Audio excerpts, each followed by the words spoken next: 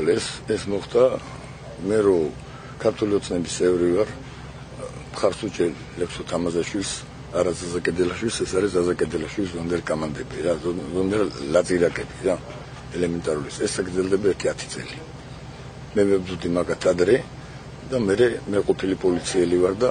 მე ამას აგესნით რა გეტყვით იმიტომ რომ ესეთი გათახსირებულობა შურიზება მოხდა ადრე დამიწვეს კუხნები დაწვეს ჩემი ცოლევრების ჩემი სიმამრის ედედრის არც ერთი არ არის ცოცხალი იმ სახზე მოხდა შეტევა კიდე ერთხელ ჩაამტრიეს ფანჯრები შეძრნეს სახში ეს თავიანთ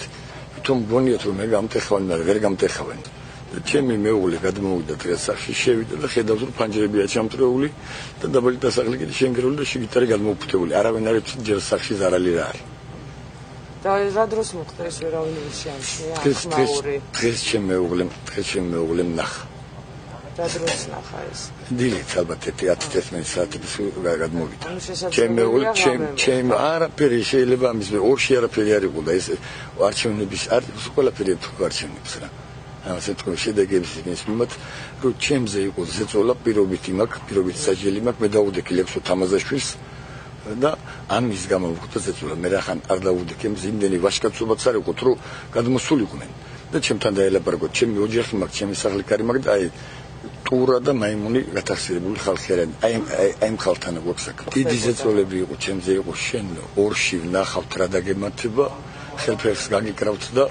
ის იქნება ანუ გაუქცეულიყავი შედეგი თუ არ დადგებოდა კაი შედეგი საქართველოსთან კი არა სოფლიდან საერთოდ გაუქცეულიყავი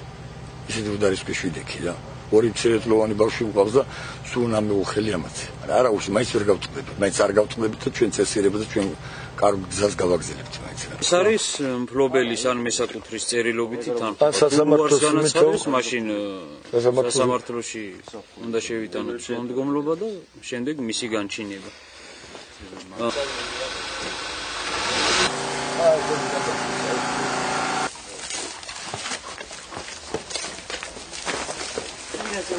შეამწყვეტი ადგილი იყო დაუცველი პატრონმა იარა სახლში